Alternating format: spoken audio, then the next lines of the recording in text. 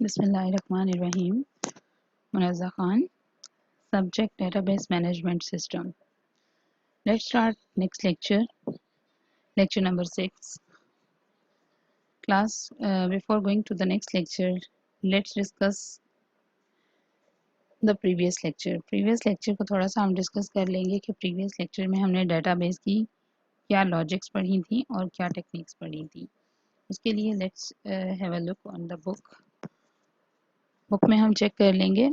Book में class हमने पढ़ा था लास्ट टाइम मॉडल्स के बारे में, लॉजिकल मॉडल, रिलेशनल मॉडल और किस टाइप का डाटा हम सेव करवा रहे हैं या किस टाइप का डाटा हम सेव करवा सकते हैं, किस टाइप के मॉडल्स होते हैं डाटाबेस के. तो ये तमाम हमने पढ़ा था डाटाबेस के प्रीवियस लेक्चर में.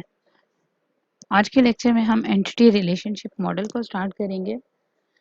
Entity relationship model ER diagram के नेम से भी कॉल होता है, जिसमें हम ईआर डायग्राम क्रिएट करेंगे किसी भी प्रोजेक्ट की, किसी भी डेटाबेस की, कि वो किस तरह से क्रिएट की जाती है. Chapter number 3, entity relationship model. Entity relationship model क्या होता है? Let's first define. Entity relationship model is a logical representation of data in an organization. It views the entire system as a collection of entities related to one another.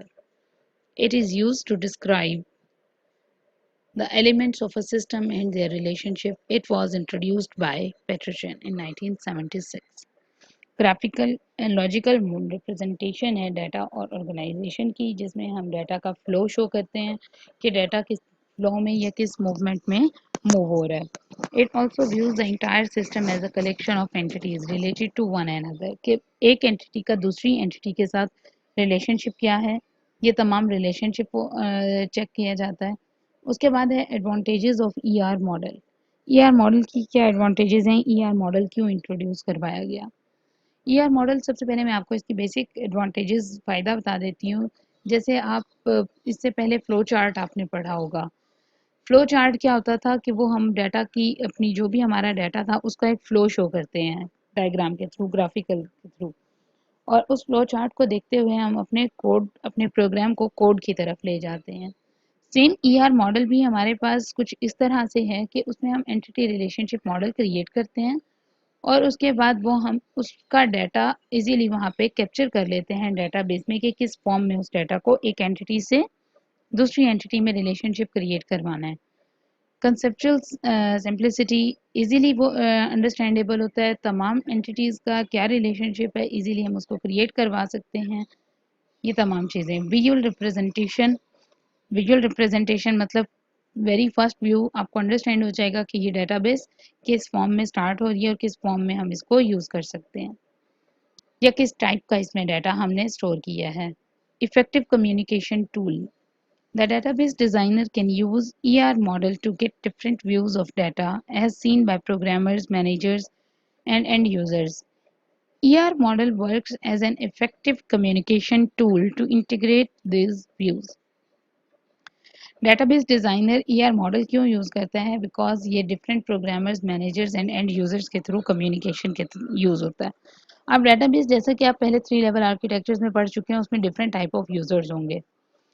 उसमें सबसे पहले तो हमारा पास developer है जो उसको डेवलप कर रहा है, उसके बाद उसके प्रोग्रामर्स हैं जो उसको यूज़ कर रहे हैं, एंड देन वो फर्दर एंड यूज़र की तरफ मूव हो रहा है. तो डिफरेंट यूज़र्स इजीली उसे कम्युनिकेट और अंडरस्टैंड कर सकते हैं by using ER model. Elements क्या होंगे ईआर मॉडल के? Different elements of an ER model are as follows. Entities क्या होती हैं? Entity is a person, place, thing और event for which data is collected and maintained.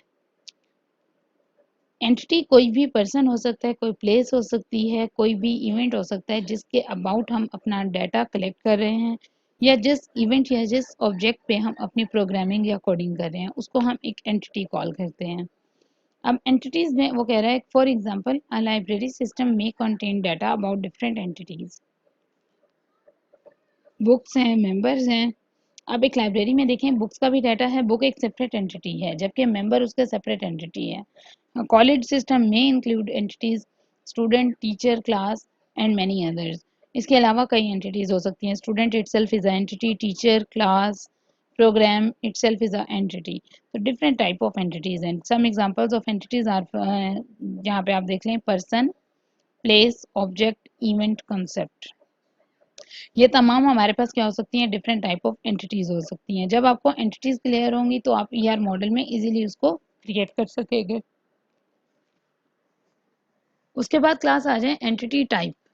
Entity type क्या होती है? एंटिटी टाइप हम उसको कहते हैं जिसके तमाम एट्रीब्यूट्स सेम हो या मैच करते हो. फॉर एग्जांपल मैंने आपको प्रीवियस में एग्जांपल दी है टीचर और स्टूडेंट की, वो एक एंटिटी है. तो अगर मैं स्टूडेंट की एंटिटी बनाती हूँ तो स्टूडेंट में डिफरेंट स्टूडेंट्स हो सकते हैं. पूरी क्लास के वो स्टूडेंट्स हो सकते हैं, पूरी यूनिवर्सिटी के स्टूडेंट्स हो सकते हैं. अब तमाम स्टूडेंट्स के एट्रीब्यूट्स सेम होंगे. अगर हम उसमें उसकी चेंजिंग्स या उसको यूनिक करना चाहें, उसको सेपरेट करें, तो उसमें हर स्टूडेंट का डिफरेंट स्टडी कोड या डिफरेंट प्रोग्राम हो सकता है. बट एक क्लास के तमाम स्टूडेंट्स का सेम कोड होगा, सेम सब्जेक्ट पर स्टडी कर रहे होंगे, सेम क्लास में वो बैठे होंगे. तो इस तरह के एट्रीब्यूट्स को या इस तरह की क्लास को हम एंटिटी टाइप कहते हैं. A set of entities with same attributes is called entity type. All entities in an entity type share common characteristics. It is also known as entity class. उसको हम entity class के name से call करते हैं. ठीक है. और उसके बाद है entity instance. Entity instance क्या होता है? Entity instance होता है a member of an entity class is known as instance of a class. Means आप स्टूडेंट की आपने एंटिटी बनाई है, स्टूडेंट के उसके एट्रीब्यूट्स हैं, तो जो उसके एट्रीब्यूट्स हैं वो उसकी इंस्टेंस हैं. फॉर एग्जांपल आपने उसमें name, gender, class, these are the different attributes, these are the different attributes that we have introduced in entities. तो ये तमाम एंटिटी के जितने भी एट्रीब्यूट्स होंगे वो उसके इंस्टेंस होंगे. A member of an entity class is known as entity instance. It is also known as entity occurrence. Each entity instance of an entity type has its own value of each for each instance. Student Abdullah of student entity type is an entity instance. अब देखिए student है, student की वो different उसमें आ सकते हैं. Class तो एक ही है स्टूडेंट की, उसके एट्रीब्यूट्स कॉमन भी हो सकते हैं, बट उसके कुछ यूनिक भी तो एट्रीब्यूट्स हैं. लाइक उसका नेम है, उसका एड्रेस है, उसका फ़ोन नंबर है. These are the unique entities या unique attributes for any class. Next class है एंटिटी सेट. एंटिटी सेट क्या होता है? A set of all entities of a particular entity type in the database at a given point of time is called an entity set. For example, an entity set student may consist of all students in the university. Another entity set teacher may consist of all teachers of the university. तो ये तमाम, जैसे मैंने पहले class की बात की है, ये क्लास से रिलेट करती है एंटिटी सेट. जब एक एंटिटी का सेट क्रिएट हो जाता है तो उसमें हम कॉमन क्लासेस को सेपरेट कर लेते हैं. स्टूडेंट की क्लास सेपरेट हो गई, टीचर की क्लास सेपरेट, बुक की क्लास सेपरेट हो गई. तो these are the entity sets. Next attributes. Attributes की बार बार बात हो रही है. एट्रीब्यूट्स क्या होते हैं? एट्रीब्यूट्स क्लास हम प्रॉपर्टीज को या करेक्टरिस्टिक्स को कहते हैं. जैसे मैंने आपको एग्जांपल दी है स्टूडेंट की. स्टूडेंट के एट्रीब्यूट्स है उसका नेम, उसका जेंडर और उसके बाद उसका एड्रेस, उसका फ़ोन नंबर, उसकी class. These are the common attributes for a student. तो ये तमाम उसकी प्रॉपर्टीज़ हैं, ये तमाम उसके एट्रीब्यूट्स कहलाते हैं. All instance of a particular entity class have same attributes. Particular class या जो भी एंटिटी हमने क्लास में कॉमन एट्रीब्यूट्स बनाई है उसके सेम एट्रीब्यूट्स होंगे. For example all students of student entity class have the attributes of name, address, class and email. As I told you कि ये तमाम नेम्स और ये तमाम एट्रीब्यूट्स कॉमन होंगे स्टूडेंट एंटिटी क्लास के. उसके बाद आ जाए एट्रीब्यूट डोमेन. एट्रीब्यूट डोमेन हम किसको कहते हैं? ये जब आप टेबल्स बनाएंगे तो उसमें हम बार बार एक चीज़ कॉल करेंगे, कार्डिनलिटी और डोमेन. डोमेन क्या होती है? The attribute domain is a set of possible values for an attribute. All attributes have domain.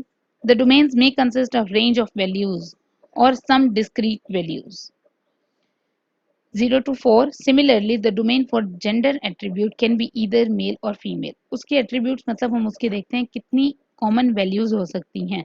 For example, यहाँ पे उसने common example दी है gender की कि मेल और फीमेल, उसके दो domains हो सकती हैं. अगर हम उसके CGPA देते हैं, यहाँ पे CGPA की एग्जांपल देते हैं, तो CGPA can be from 0 to 4. ये इस दौरान हो सकती है. तो ये उसकी डोमेन है, उसका स्टार्टिंग और एंडिंग पॉइंट जिसको हम कह सकते हैं. तो this is called attribute domain. The association of a domain with an attribute ensures the integrity of database. The domain is normally defined in form of data type and some additional constraints like range constraints. तो वो different उसमें range और domains आ जाती हैं। Next important हमारे पास है relationship. Relationship हम किसको कहते हैं? ये तमाम एलिमेंट्स हम पढ़ रहे हैं ईआर डायग्राम के। ये जितने भी एट्रीब्यूट्स हमने पढ़े हैं इन तमाम एलिमेंट्स को कंबाइन करके हम एक ईआर डायग्राम क्रिएट करेंगे। अच्छा, रिलेशनशिप क्लास क्या होता है? Relationship is a logical connection between different entities. एक एंटिटी का दूसरी एंटिटी के साथ क्या रिलेशनशिप है, तो उसको हम लॉजिकल कनेक्शन भी कह सकते हैं, लॉजिकल रिलेशनशिप भी कह सकते हैं। The entities that participate in a relationship are called participants. वो एंटिटीज जितने जो हमारी उसमें पार्टिसिपेट कर रही हैं, ये जिसको इन्वॉल्व करके रिलेशनशिप क्रिएट करवाया जा रहा है। लेट्स सपोज हमने टू एंटिटीज हैं, student and one entity is teacher. इन दोनों का अगर हमने रिलेशनशिप क्रिएट करवाया है, then student and teacher are the participants of this relationship. The relationship may be between different entities और between an entity and itself. Entity and itself का क्या मीनिंग है? एंटिटी एंड इटसेल्फ लाइक एक student की आपने entity class बनाई है, उसमें आप स्टूडेंट में डिफरेंट क्लासेस को आप कर रहे हो separate. Let's suppose BScs separate है, BSIT सेपरेट है, BBA सेपरेट है। तो ये हमारे पास जब हमने सेपरेशन कर दी है तो उसका आपस में जो रिलेशनशिप क्रिएट करवाना है itself, that is called the entity and itself relationship. A relationship is established on the basis of interaction among these entities. For example, a relationship exists between a student and a teacher because a teacher teaches the student. This is the relationship between teacher and a student.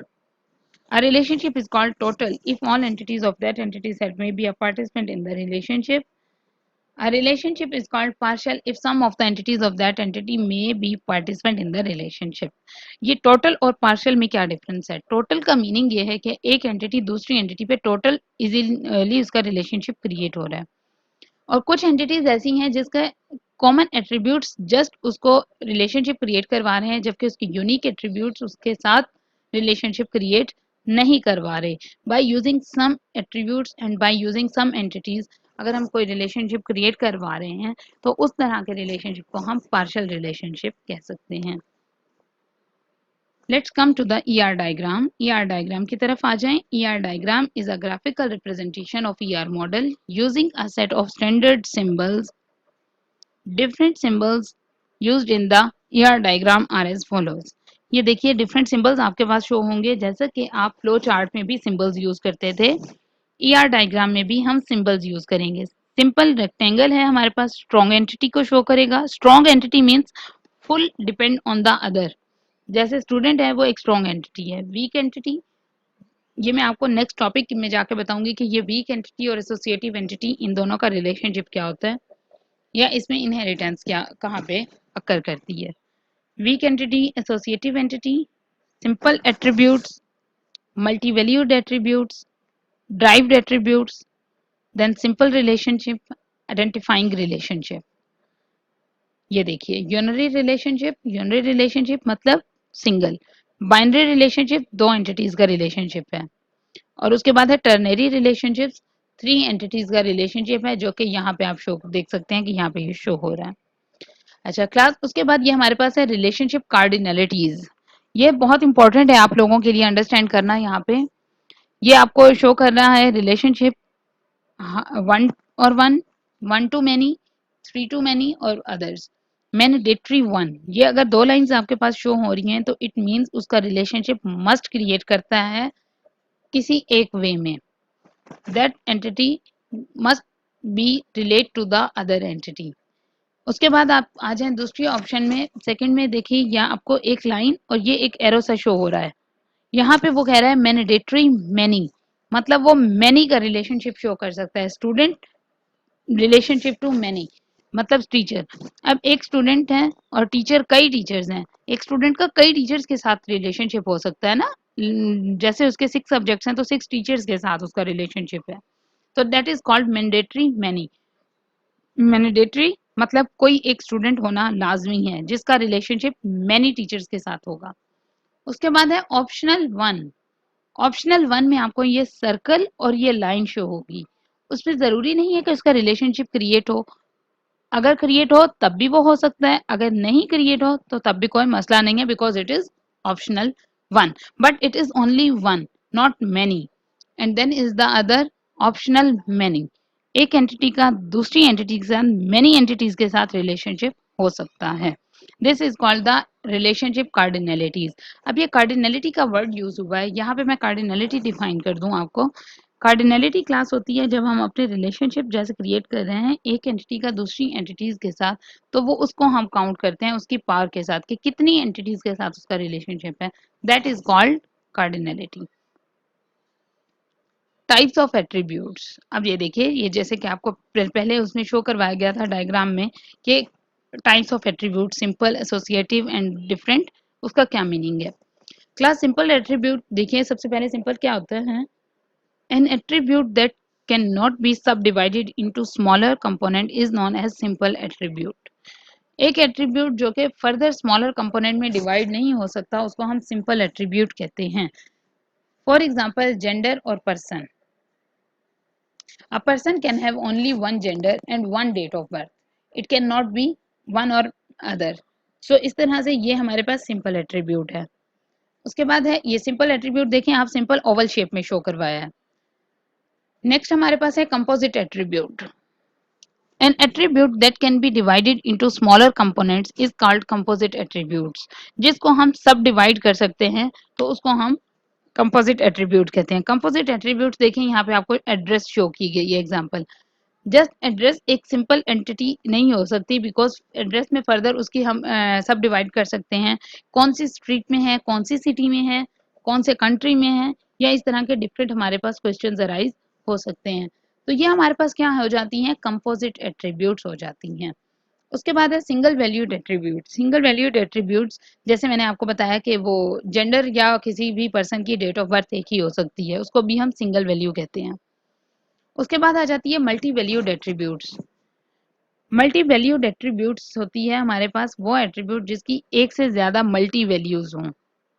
जैसे कि इसमें example आपको दी गई है, employ एक entity है, उसके बाद एड्रेस उसकी दूसरी एंटिटी है, एड्रेस को फर्दर डिवाइड किया गया है 3 पार्ट्स में। And skill, skill is the multi valued attributes. Different type of skills हो सकती है ना उसमें, कि वो पढ़ भी सकता है, वो लिख भी सकता है, एट द सेम टाइम वो पढ़ा भी सकता है। तो ये डिफरेंट टाइप ऑफ स्किल्स आ जाती हैं, इसको हम मल्टी वैल्यूड एट्रीब्यूट्स कहते हैं। Stored attributes. An attribute that is stored in a database is called stored attribute. Most of the attributes are stored attributes. These are stored and accessed from databases. Definitely हमारे तमाम attributes या तमाम entities database में ही store हो रही हैं, तो उसको हम stored attributes कहते हैं। अच्छा, नेक्स्ट क्लास हमारे पास आ जाती है ड्राइव्ड एट्रीब्यूट्स। ड्राइव्ड एट्रीब्यूट से पहले मैं आपको थोड़ा बता दूं इनहेरिटेंस का। इनहेरिटेंस हम उसको कहते हैं जब एक पेरेंट क्लास से ड्राइव की गई हो child class. Child class parent class पे डिपेंड करती है because it is drive from parent class. तो ये ड्राइव्ड एट्रीब्यूट्स भी इसी तरह से होते हैं कि उसमें से हम कोई भी एक एट्रीब्यूट को ड्राइव कर लेते हैं पेरेंट क्लास से या उसकी बेस क्लास से। Roll number, name and DOB. अब हमारे पास ऑलरेडी डेट ऑफ बर्थ है, तो क्या हम यहाँ पे ड्राइव्ड एट्रीब्यूट्स आप देख रहे हैं, एज का उसने क्रिएट किया है, तो that is called the derived attributes. ये जरूरी नहीं होते, बहुत वीक एट्रीब्यूट्स होते हैं बिकॉज इसका कोई मीनिंग नहीं होता, बट फॉर इंफॉर्मेशन टाइप या इस तरह की चीज के लिए हम उसको मेंशन करवा सकते हैं, बट जरूरी नहीं है कि इसको मेंशन करवाना जरूरी हो। आई होप आप लोगों को आई होप क्लास आपको ये लेक्चर क्लियर हो गया हो। यहाँ तक आप इसको ओवरव्यू कर लें सारा। नेक्स्ट लेक्चर में इंशाल्लाह हम इसको डिटेल में फर्दर कंटिन्यू करेंगे एंटिटी रिलेशनशिप डायग्राम को। अस्सलाम वालेकुम।